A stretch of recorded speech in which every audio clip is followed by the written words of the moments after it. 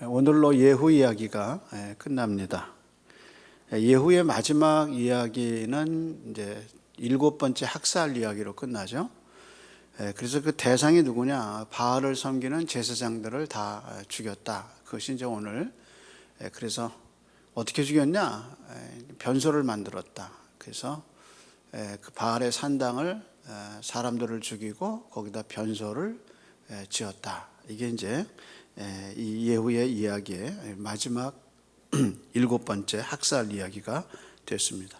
그래서 이야기의 시작은 예후가 바알을 내가 아합 왕보다 더 많이 섬기겠다. 그래서 대회를 열자라는 말로 시작하죠. 그래서 19절에 보면 내가 큰 제사를 바알에게 드리고자 하노니 바알의 모든 선지자와 모든 섬기는 자의 모든 제사장들은 한 사람도 빠지지 말고 모여라, 이렇게 광고를 하죠. 그래서 이제 대회가 열려요. 근데 이 예후가 아합이 섬기는 것보다 자기가 더 잘 섬기겠다. 그리고 얼마나 머리를 지혜롭게 짰냐면 참석한 사람들에게 예복을 입히죠. 그래서 그 예복 입은 사람은 다 바알을 섬기는 사람들이다. 그래서 예복을 입히게 합니다. 그래서 좀 더 확실하게 그 죽이는 대상들을 확실하게 눈여겨보게 하죠. 그리고 대회를 열고 예복을 입게 할 뿐 아니라 또 예후가 혹시 실수할 수 있는 가능성 때문에 여호나답과 함께 하나님을 섬기는 자는 절대로 여기 들어오지 마라 하고 미리 광고를 은밀하게 합니다. 그래서 레갑의 아들 여호나답을 이렇게 데리고 온 이유가 뭐냐? 바로 이 바알을 섬기는 자들을 죽이는데 여호나답을 데리고 오죠. 그래서 자기 그 수레에 태워서 같이 와서 이 일을 이제 같이 공모합니다. 그래서 안으로는 예복을 입은 사람들을 대상을 정하고 죽게 하고, 여호와를 경외하는 사람들은 하나도 여기 오지 말라, 이제 은밀하게 이 여호나답을 통해서 그렇게 공지를 합니다. 예후의 목적은 뭐냐? 이스라엘 땅에서 이 바알의 종교를 없애겠다. 그것이 이제 예후의 목적입니다. 여기서 우리는 바알 종교에 대해서 좀 살펴볼 필요가 있죠. 우선 바알이라는 뜻은 뭐냐? 주인이라는 뜻이에요. 그리고 하늘의 폭풍과 비를 주는 남자 신입니다. 남자 신이라는 말은 이제 부인이 있다는 얘기죠. 마찬가지로 아스다롯은 그 비를 통해서 풍요를 주는 여자 신입니다. 그러니까 바알과 아스다롯은 둘이 부부 관계를 통해서 세상을 풍요롭게 하는 사람이죠. 신이죠. 그래서 아스다롯과 바알은 부부 관계예요. 그리고 그 위에 또 어머니하고 아버지가 있어요. 그 아버지는 누구냐면 엘이라는 신입니다. 그리고 그 엘의 부인이 누구냐? 그게 이제 아세라입니다. 그러니까 아세라는 바알의 어머니가 되죠. 그래서 이 네 사람이, 이 네 신이 이제 그 가나안 땅의 총체적인 신입니다. 그래서 맨 위로는 아버지 엘과 그 다음에 아세라가 있고, 그 밑에 바알과 아스다롯, 이렇게 이제 네 가족이, 이제 이 가족 신이 가나안 땅을 정복하고 있죠.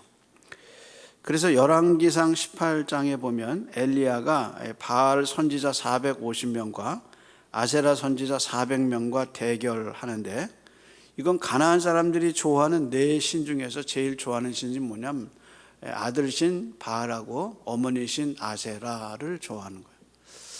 그래서 이제 그 아세라와 바알이 이제 가나안 종교의 대표적인 신으로 그렇게 되어 있죠. 그래서 바알 종교는 신들의 성적 관계를 통해서 농사가 잘 된다고 믿고, 사람들이 성적인 것을 장려하는 것이 바로 이 종교의 특성이죠. 그래서 하나님 이스라엘 백성이 가나안에 들어가기 전에 계속 경고하신 거예요. 가나안은 농경사회예요. 그러니까 이스라엘은 농사를 짓던 사람들이 아니잖아요. 그 사람들은 목축업을 했잖아요. 유랑민족이었으니까.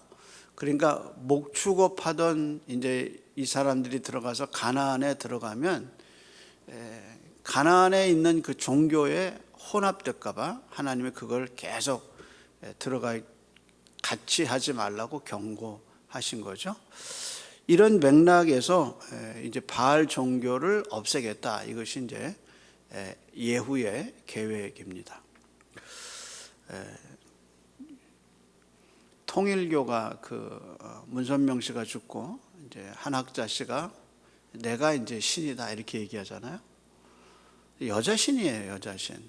그래서 저도 동영상 몇 개 봤는데 자기가 이때껏 침묵하고 있었다가 이제 남편 대신 이제 내가 진짜 신이다 하고 등장을 한 사람이 그 한학자 씨입니다. 우리가 매일 지나가면서 보는 그 하나님의 교회, 그 하나님의 교회도 어머니가 하나님이에요. 여자가 하나님이에요. 그 뿌리가 뭐냐면 바알 종교예요. 바알 종교. 바알 종교의 뿌리는 여자가 하나님이에요. 그래서 아세라가 이스라엘의 사람들이 아세라에 빠진 게 뭐냐. 근데 미국에서 제가 들어보니까 하나님의 교회가 이단이 그렇게 많이 성행한대요. 그 이유가 뭐냐면 그 미국인들이 그 하나님이 어머니라는 데 대해서 그 위로감을 느낀다는 거예요. 그래서 열심히 전도해서 가서 들어보면 그 하나님이 여자예요, 여자. 어머니시네요. 그게 어디서 왔냐면 이 바알 종교에서 온 거예요. 그래서 바알의 신은 어머니가 하나님이에요. 그런 흔적을 우리가 볼 수 있습니다. 그래서 이 바알 종교의 뿌리가 깊었는데 이거를 이제 예후가 제거하겠다. 그래서 이제 이 대회를 연 거예요. 그런데 이 이야기 속에 저자가 말하지 않는 몇 가지 사실이 있어요.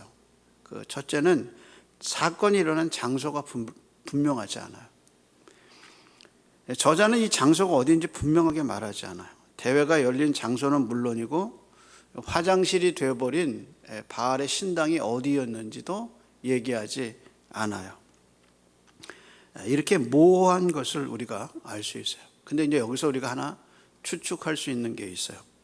그것은 이 사건에 명확하게 이 장소가 어디서 일어났다라는 장소를 밝히지 않으므로 이 다음에 일어나는 이제 두 번째 그 숫자에 대한 모호성에 대해서 같이 우리에게 얘기해주고 있는 것 같아요. 예를 들어서 그동안 저자가 10장 안에서 일어난 학살의 대부분은 숫자를 얘기했어요. 예를 들어서 사마리아 성에 있었던 아합의 왕위를 계승할 수 있는 그 아합의 아들들의 숫자가 몇이었느냐? 70명이었다. 근데 그들을 다 죽였다고 숫자의 정확성을 얘기를 했어요. 그리고 또 다음에 일어난 학살이 유다 왕 아하시아의 형제들을 죽였을 때 양치는 그 집 옆에서 죽이던 축제의 장소에서 죽였는데 그때 몇 명을 죽이느냐? 42명을 죽였다라고 명확하게 그 숫자를 얘기를 했어요. 그런데 오늘 본문의 죽은 숫자는 밝히지 않아요. 대신 예후의 명령을 받고 학살에 가담한 숫자를 얘기하는데 그 숫자가 24절에 나오죠. 한번 볼까요? 24절입니다. 10장 24절에 수가 하나 나와요. 24절을 제가 읽어보겠습니다. 무리가 번제와 다른 제사를 드리고 들어간 때에 예후가 몇 명이에요? 몇 명을 밖에 뒀어요? 그렇죠. 예후가 80명을 밖에 두며 이르되 내가 너희 손에 넘겨준 사람을 한 사람이라도 도망하게 하는 자는 자기의 생명으로 그 사람의 생명을 대신하리라 하니라. 그러니까 밖에다 몇 명을 세워놨어요? 80명을 세워놨어요. 그래서 군사의 수가 죽일 대상보다 더 많아야 임무 수행이 확실한 거잖아. 예를 들어 안에 있는 사람이 100명이다. 그러면 그 100명을 죽이려면 밖에 있는 사람은 한 150명, 200명을 두는 것이 상식이거든요. 그러니까 이제 밖에 있는 사람을 80명을 뒀어요. 그리고 뭐라고 얘기했냐면 만약에 네가 한 사람이라도 놓치면 그 사람을 대신해서 네가 죽을 줄 알아라. 그러고 80명을 놨다는 얘기는 안에 있는 숫자보다 많이 낳아야 하는 것이 상식이죠. 그러니까 안에 있는 숫자가 얼마인지는 모르지만 밖에 있는 사람이 80명이다라는 관점에서 생각해 보면 바알의 제사장의 수가 80은 안 됐겠다라는 추론을 하게 만들죠. 그래서 앞에서 장소도 얘기하지 않았지만 안에 있는 사람이 몇 명인지도 명확하게 얘기하지 않으므로 우리로 하여금 드러난 것과 드러나지 않은 것의 차이를 생각하면서 모호성과 명확성을 우리에게 같이 보여주죠. 그래서 오히려 모호함이 더 많은 궁금증을 일으키는 거예요. 이게 몇 명이나 있을까? 이 장소는 어디지? 하는 그 모호함의, 저자의 모호함이 우리로 하여금 더 궁금증을 유발하게 만드는 효과를 갖고 오게 되죠. 그래서 80명 외에 다른 군사가 있는 건지 아니면 80명이 다 있는지 모르지만 안에 있는 수를 추론하고 생각하게 만들죠. 그러면서 우리가 하나 추론할 수 있는 게 뭐냐면 그렇구나. 아합 때 몇 명이 죽었어요? 아합 때 바알을 섬기는 제사장 몇 명을 엘리야가 죽이죠? 450명을 죽이죠. 아세라는 400명을 죽이죠. 그래서 850대 1이잖아요. 그러니까 아합 때 그 많은 사람이 제사장이 죽었거든요. 그래도 뿌리가 뽑히지 않았지만은 쇠약해진 거는 알 수 있죠. 그렇죠? 그러니까 450명이 바알의 선지자가 갈멜산에서 엘리야에 의해서 죽임을 당하고 그 종교의 제사장이 약해진 건 사실이에요. 그래서 그걸 어떻게 했냐? 예후 때 80명을 앞에다 두고 이 제사장들을 죽여라 라고 말한 걸로 봐서 그때 1차로 많은 사람이 죽었고 뿌리는 약해졌지만 여전히 이 종교가 살아있구나 라는 걸 우리가 알 수 있죠. 그러면서 숫자에 대해서 명확히 얘기하지 않았다는 거예요. 또 하나, 세 번째는 하나님의 평가가 이게 명확하지 않아요. 이 사건이 다 끝나고 나서 하나님이 예후에게 말씀하는 장면이 나오는데 그게 이제 30절이에요. 30절 한번 볼까요? 여호와께서 이렇게 30절에 얘기하죠. 예후에게 이르시되 내가 나보기에 정직한 일을 행하였을 때 잘 행하여 내 마음에 있는 대로 아합의 집에 다 행하였은즉 내 자손이 이스라엘의 왕위에 이어 4대를 지내리라 하시니라. 그러니까 30절을 보면 이거 예후를 하나님 뭐라냐면 네 잘했다. 그래서 그 상급으로 뭐냐면 네 왕이 너를 포함해서 4대가 네 왕조가 될 거다 이렇게 얘기하셨어요. 그건 이제 잘했다는 거예요. 근데 이 잘했다는 얘기가 29절과 31절 사이에 들어가 있어요. 근데 29절에 뭐라고 얘기했냐면 이렇게 얘기하죠. 이스라엘에게 범죄케 하게 느밧의 아들 여로보암의 죄 곧 베델과 단에 있는 금송아지를 섬기는 죄에서 떠나지 아니하였더라. 누가? 이스라엘이. 이스라엘 아직도 거기 있었다는 거예요. 그리고 다시 31절에 뭐라고 했나 보세요. 그러나 예후는 전심으로 이스라엘 하나님 여호와의 율법을 지켜 행하지 아니하며 그 다음에 또 그러죠. 누구예요? 여로보암이 이스라엘에게 범죄케 한 그 죄에서 떠나지 아니하였느니라. 그러니까 이런 거예요. 네가 잘했다 이렇게 얘기했는데 그 잘했다는 건 30절이고요. 29절엔 여전히 이스라엘이 죄 가운데 있는데 그 중에 네가 그래도 잘했다 이렇게 얘기하고 또다시 뭐라고 얘기하냐면 여로보암의 죄에서 이스라엘이 여전히 떠나지 않았다. 그리고 이제 그 중간에 예후가 하나님의 말씀을 전심으로 지키지 않았다. 그 얘기를 하면서 30절에 잘했다. 그러니까 이걸 읽으면서 독자는 무슨 생각이에요? 이게 잘했다는 거냐 잘못됐다는 거냐 이게 헷갈리는 거죠. 모호한 거예요. 그러니까 우리는 읽으면서 세 가지 모호함을 배워요. 하나가 뭐냐면 이 장소가 어딘지도 모호하고 몇 명을 죽였는지도 모호하고 하나님이 잘했다는 건지 잘못했다는 건지 그것도 모호하다. 그래서 전반적으로 이 사건을 얘기하면서 이 사건이 뭔가 그 앞에 학살하고 영 다르게 모호하다라는 인상을 우리에게 주는 거예요. 그러면서 이게 잘했다는 건지 못했다는 건지 예후에 대한 역사적 평가가 애매해요.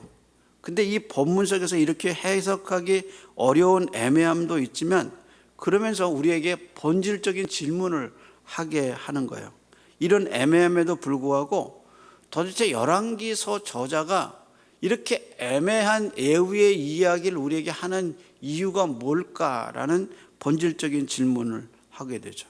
그리고 지금 이걸 읽고 있는 우리뿐 아니라 처음 열왕기 상하를 읽은 처음 독자들, 다시 말해서 그 처음에 이스라엘 땅에서 벗어나서 바벨론에서 포로 생활하고 있던 첫 번째 독자들에게 도대체 이런 모호한 해석이 명확하지 않은 이것이 우리에게 무엇을 던져주는가라는 생각을 하게 되죠. 도대체 교훈이 뭔가? 그에 대한 교훈에 대한 분명한 대답은 그 다음 절에 나와요. 그래서 땅 이야기로 나오죠. 자, 먼저 32절이죠.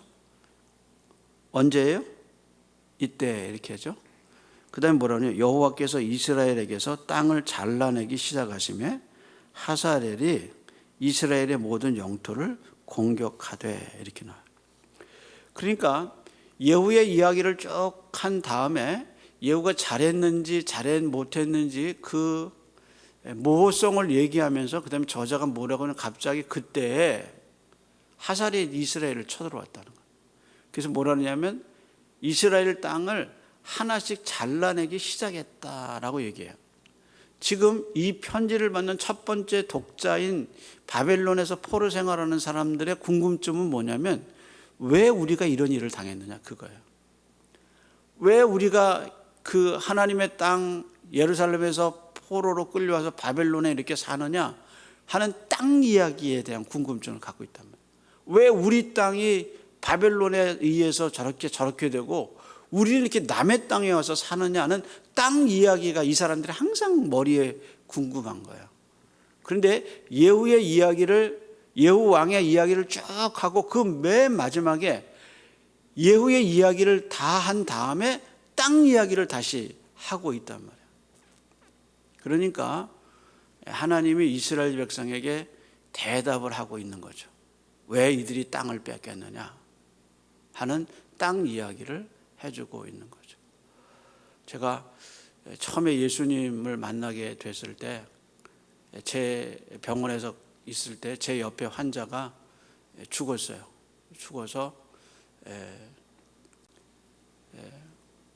이제 실려 나가는 순간인데 이제 의사가 와서 마지막 점검하고 간호사가 이제 문 열고 시트 딱 이렇게 신천에다 시트 이렇게 해가지고 그 아저씨를 하나 이렇게 뚝 이렇게 뉘어놨는데 옆에서 이렇게 제가 보니까 신천을 이렇게 쑥 씌워놨더라고요. 중환자실에서 올라와서 살았다고 올라왔는데 갑자기 병세가 나빠져서 돌아가셨어요. 그래서 이렇게 신천을 쑥 씌워놨더라고요. 그때 제가 느낀 게 뭐냐면 사람은 죽으면 어디 가나 그게 저의 궁금증이었어요. 근데 제가 나중에 과외 선생님이 저한테 성경을 읽으라고 가르쳐주면서 그 성경이 읽으라는 성경의 주제가 뭐냐면 영생이었어요. 영생. 또 증거는 이것이니 하나님 우리에게 영생을 주신 것과 그 생명이 그의 아들 안에 있는 그것이니라. 제가 늘 마음속에 죽음에 대한 생각을 이 사람이 죽으면 어디 가나 그때 그게 머리에 있었는데 그 성경을 보니까 영생을 얘기하더라고요. 하나님이 우리에게 영생을 주신 것과 이 생명이 그의 아들 안에 있는 그것이니라. 아들이 있는 자에게는 생명이 있고 아들이 없는 자에게 하나님의 아들이 없는 자에게는 생명이 없느니라. 그러니까 죽음이라는 단어하고 영생이라는 단어가 딱 부딪힌 거예요. 그러면서 이게 뭐지 하고 그 복음에 대해서 귀를 기울이게 되죠.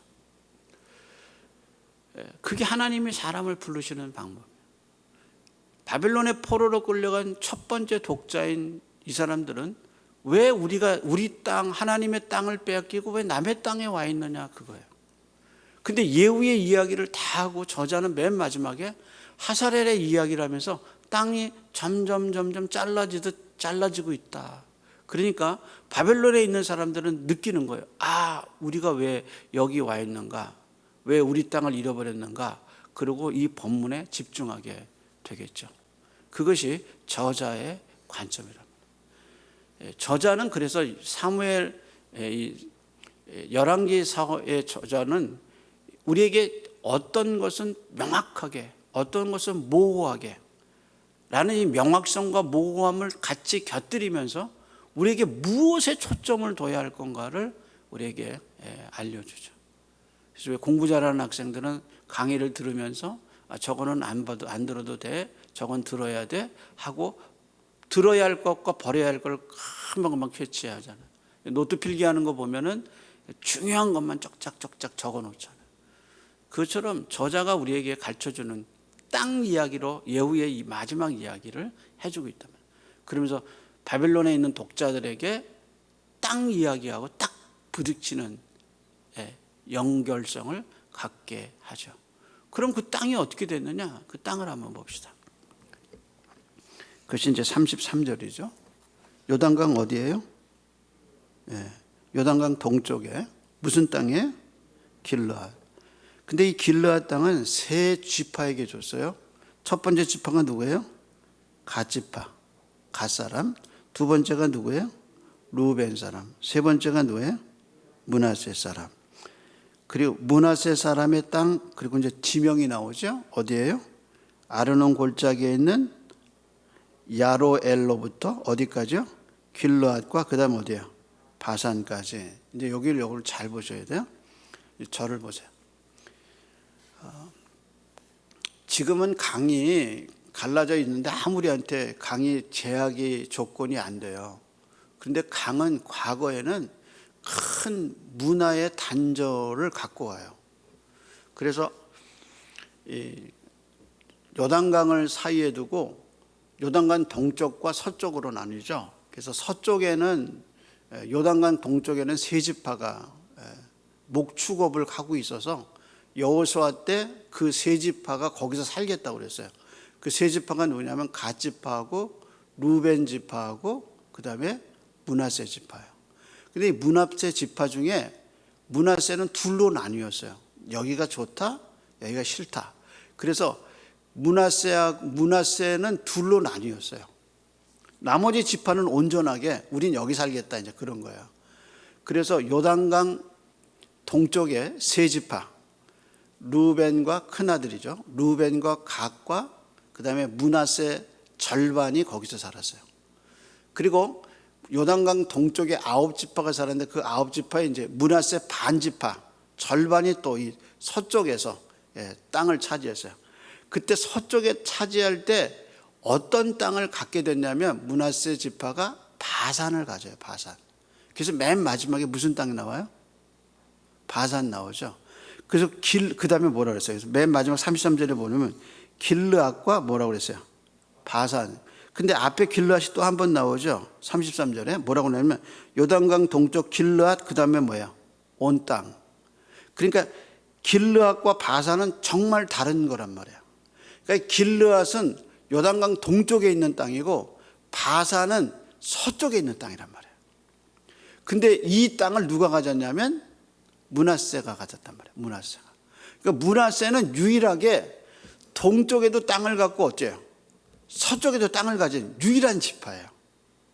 그러니까 므낫세 반지파가 동쪽에 갖고 서쪽에 가졌는데 그 서쪽에 많이 차지하고 있는 지역이 어디냐? 거기가 바산이었단 말이에요.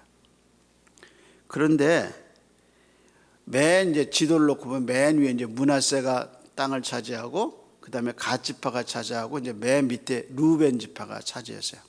근데 이제 므낫세가 바산 지역과 동쪽에 바산도 갖고 또 서쪽의 땅도 가졌는데 그게 다 뺏겼다는 거예요. 그래서 므낫세가 받은 땅 중에 요르단 서쪽 땅, 트랜스 요르단이라고 아주 중요한 전략지인데 그걸 다 어떻게 했냐? 뺏긴 거예요. 그걸 다 므낫세 지파가 누구한테 뺏겼냐? 여기 하사렐에 의해서 다 뺏겼다는 거예요. 그래서 나중에 이제 이게 여로보암 2세가 이제 나중에 이제 여로보암 2세가 자기 할아버지가 빼앗긴 땅을 회복해요. 그것이 이제 열왕기하 14장에 다시 나와요. 그렇다면 여기서 우리가 물어야 할 질문은 그거죠. 이 땅이 왜 뺏겼냐 그거예요. 이 땅이 왜 뺏겼냐. 근데 32절은 역사적 저자의 시각이 나오죠. 32절 보세요. 뭐라고 그랬어요? 시작이. 누가 땅을 뺏게 했어요? 32절에 이때 누가? 여호와께서 이스라엘에서 땅을 갈라내기 시작하심에, 그러니까 이 땅을 누가 뺏게 했어요? 여호와가. 뺏어간 사람은 누구예요? 하사렐이죠. 그러니까 저자는 하사렐이 땅을 뺏었다, 물론 얘기해요. 하사렐이 이스라엘 땅을, 므낫세 땅, 르벤 땅, 갓지파 땅을 다 뺏어갔다는 거예요. 근데 저자의 시각은 하사렐이 한 게 아니에요. 여호와께서 그 땅을 잘라내셨다. 이게 이제 저자의 시각이란 말이에요. 따라서 이 편지를 받고 있는 이스라엘 사람들은, 이 서신을 읽고 있는 이스라엘 백성은 답을 알아야 돼요. 아, 바벨론의 침공은 하나님이 하셨구나. 그러면 하나님이 왜 했느냐는 거예요. 왜? 그러면서 예후의 이야기를 하면서, 예후의 이야기 끝에 예후가 이렇게 하나님 앞에 열심을 갖고 이렇게 이스라엘 나라를 이 개혁하는 것처럼 보였지만 여호와의 율법에 충성하지 않았다는 거예요. 그러니까 남보기에는 정말 그렇게 열심히 한 것 같지만 하나님의 시각에서 결국에 예후도 여호와의 율법을 지키지 않았다는 거예요. 그래서 이런 결론을 내리기 전에 이제 저자는 이 땅을 빼앗길 수밖에 없는 예후 왕의 실책을 말하면서 이제 쭉 예후의 이야기를 하면서 뭐였냐? 학살을 계속 얘기했잖아요. 학살. 그러니까 국가를 이끌어갈 수 있는 인재가 다 자기 감정으로 다 예후의 때는 학살을 당했어요. 그래서 7번 학살을 적으면서 국가를 다스릴 수 있는 경험 있는 관리들이 다 아합에게 속했다고 해서 다 죽인 거예요. 그리고 남과 북의 관계도 최악이었어요. 왜냐하면 유다 왕 아하시아와 그의 형제를 죽였기 때문에 예후를 도와줄 아무 세력이 없었던 거예요. 그때 누가 쳐들어왔냐? 이제 하사렐이 쳐들어온 거예요. 그래서 흥미로운 것은 예후의 키워드는 학살이에요. 개혁과 학살인데, 그는 학살이라는 키워드를 통해서 폭력성과 야수성을 드러내서 그 더 큰 폭력을 불러왔는데, 그게 누구냐면 하사렐이 쳐들어온 거예요. 따라서 우리는 배워요. 폭력적인 방법으로 하나님의 뜻을 이룰 수가 없다는 거예요. 개혁이라는 기치 아래 수많은 사람을 죽인 개혁은 항상 피폐함을 갖고 왔어요. 이제 우리가 이걸 진영 논리라 그렇게 얘기하죠. 그래서 사람은 자기가 뿌린 대로 자기에게 돌아와요. 그래서 예후의 개혁은 한마디로 뭐냐? 너무 많이 죽였다는 거예요. 그리고 예후의 개혁은 철저하게 실패했다는 거예요. 그래서 결국은 더 큰 폭력이 예후의 세계 속에 들어왔는데, 그것이 하사렐의 폭력으로 들어오죠. 그리고 남과 이 요단강을 갈라서 동쪽은 완전히 빼앗기고 서쪽도 빼앗겨 가고 있는 거예요. 그런 모습이 예후의 개혁의 결과, 끝을 우리에게 보여주고 있다는 겁니다. 따라서 우리가 열매를 맺을 수, 어떻게 하면 열매를 맺을 수 있느냐? 그것은 학살, 폭력적인 방법이 아니라, 우리는 가끔 그렇게 하죠. 신앙생활을 잘하기 위해서는 굉장히 폭력적인 것을 극단적인 것을 생각할 수 있어요. 근데 여러분, 극단은 항상 극단을 낳아요. 따라서 어떻게 하나님 앞에 좀 내가 바르게 살겠다 싶어서 어떤 극단적인 방법을 자기 삶 속에 가져오는 것이 정말 그게 하나님의 원하시는 방법인가를 생각해 봐야죠. 그래서 진짜 하나님이 원하시는 건 뭐냐? 그것은 33절에 있어요. 31절에 있습니다. 31절에. 한번 다시 볼까요? 그러나 예후는 전심으로 이스라엘 하나님 여호와의 율법을 어떻게 해요? 지켜 행하지 아니하였으며. 그러면 저자가 31절을 얘기하면서 정말 하나님이 뭐를 예후에게 원하셔요? 뒤집어보면 예후가 전심으로 이스라엘 여호와의 하나님의 율법을 지켜 행하기를 바라시죠. 따라서 우리는 스스로 개혁을 이룰 수 있는 자가 아니에요. 나는 내 의지대로 나는 이것을 끊고 나는 이것을 시작할 것이며 자기 의지를 세워서 내 의지로 내가 거룩함을 이룰 수 있는 존재가 못 돼요. 착각하지 마세요.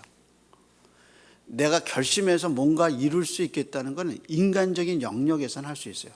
예를 들어서 내가 공부를 좀 한번 해보겠다. 내가 이 책을 한번 끝내보겠다. 내가 이걸 배우겠다. 그런 어떤 인간적인 영역에서 의지를 세워서 할 수는 있어요. 그렇게 하는 사람들 우리가 뭐라 하냐면 성공했다고 그러죠. 근데 영적인 영역에서는 그렇게 되지가 않아요. 왜냐하면 우리가 죄인이기 때문에. 그래서 우리는 어떻게 하느냐?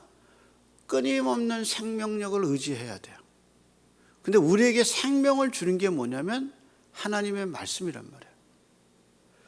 그래서 우리는 내 속의 죄악을 내가 끊어버리고 하나님의 의를 쫓는 존재가 아니에요. 내가 내 스스로 죄악을 끊어버릴 수 있는 능력이 나한테 없어요. 그럼 어떻게 죄악을 끊을 수 있느냐? 하나님의 음성에 자꾸 귀를 기울이고 살면 자연히 죄는 작아지는 거예요. 그러니까 내 안에서 하나님의 음성에 자꾸 귀를 기울이고 하나님의 의로움에 대해서 자꾸 사모하면 어떻게 되느냐? 죄의 속성이 점점 줄어들어요. 그런데 하나님의 음성과 하나님의 의로움에 대한 사모함은 놔두고 내가 내 죄를 끊겠다고 죄악의 내 죄에 대해서 집중하는 현상이 뭐냐? 그것이 사탄의 방법이란 말이에요. 그 죄를 내가 끊을 수가 없고 그 죄는 나를 잡아먹는단 말이에요. 그래서 로마서는 뭐라고 이 신비함을 얘기하냐면 네가 영으로서 몸의 행실을 죽이면이에요. 그러니까 내가 내 의지로 몸의 행실을 죽일 수 없어요. 그래서 뭐라 하냐면 네가 영으로서 몸의 행실을 죽이면이에요. 성령의 능력으로 몸의 행실이 죽는 거지 내 힘으로 몸의 행실이 죽는 게 아니에요. 아니 내가 매일 떠오르는 그 더러운 마음의 생각을 내가 어떻게 통제해요? 나를 좌절시키는 그 후회감, 그 죄책감, 그리고 나를 낭망시키는 그 생각들을 내가 어떻게 조절하냔 말이야. 그거 조절할 수가 없어요. 그런데 그런 생각들을 내가 조절할 수는 없어요. 근데 내가 너를 사랑한다. 내가 너를 위해서 기도한다. 하나님의 말씀이 내 속에 풍성해지면서 하나님의 말씀에 점점 내가 귀 기울여 가고 그걸 따라가면 이 생각은 점점 줄어들어. 그러면서 하나님의 성령을 따라 살면 그 다음에 나를 괴롭히고 나를 힘들게 했던 생각들이 점점 줄어들어요. 나중엔 그게 있는 건지 없는 건지도 몰라요. 왜냐하면 내가 그만큼 하나님의 성령을 따라 살다 보니까 내가 커진 거예요. 그래서 하나님의 음성에 먼저 귀 기울이고 그 음성을 따라 살면 행실은 자연히 작아지게 돼 있어요. 예후의 개혁이 실패한 건 뭐냐? 학살과 폭력적인 방법으로 나라를 개혁하려고 했지만 하나님이 진짜 원하시는 건 그게 아니라는. 그래서 맨 마지막에 예후의 얘기를 하면서 예후가 전심으로 여호와의 율법을 행하지 않았다. 그러면 언제 행했느냐? 자기에게 유익이 있을 때는 행했다는 거예요. 그래서 계속 개혁하면서 내세운 기치가 뭐냐? 엘리야를 통해서 하신 말씀을 이루려 했다 그러죠. 실질은 자기가 하고 싶은 거예요. 그런데 엘리야의 이야기를 계속 인용한 거죠. 그러니까 진짜 순종은 뭐냐? 하나님 앞에 영으로서 몸의 행실을 죽이는 거예요. 그래서 예후의 이야기를 통해서 우리가 진정하게 하나님께 열매 맺으려면 어떻게 해야 되느냐? 여호와의 말씀에 순종하고 사는 거예요. 그게 우리에게 빛을 주고 생명을 준단 말이에요. 그래서 오늘 아침에도 예후의 그 아브라함의 이야기를 하면서 정말 아브라함이 그 에비멜렉에게 그 사라를 넘기는 얘기는 우리 수도 없이 읽었잖아요. 근데 읽으면서 무슨 생각이 드냐면, 하나님이 이렇게 아브라함을 보호하셨구나. 근데 아브라함은 자기가 보호받는지도 몰라요. 넘기고는 아무 능력이 없어요. 근데 하나님이 갑자기 개입하셔서 아브라함에게 에비멜렉에게 나타나셔서 손대지 마라. 그리고 아브라함이 기도하게 만들잖아요. 그 왕을 위해서 기도하고 왕의 태를 열 수 있도록 하나님이 아브라함의 기도를 들어주시잖아요. 그래서 아브라함의 면목을 세워주시잖아요. 그러니까 아브라함에 대한 하나님의 사랑이 20장에 얼마나 많이 흐르는지 몰라. 아브라함이 무슨 능력이 있어서 그런 게 아니잖아요. 하나님의 부르심과 선택 때문에 하나님이 아브라함을 끝까지 버리지 않고 그를 돌보시잖아요.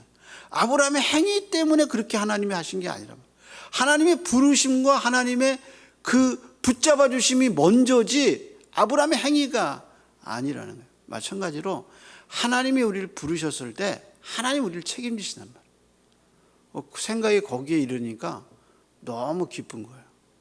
하나님이 이렇게 보호하시고 지키시는구나. 예후의 이야기 속에서 다시 한번 우리는 뭐를 따라 살아야 열매를 맺는 것인가?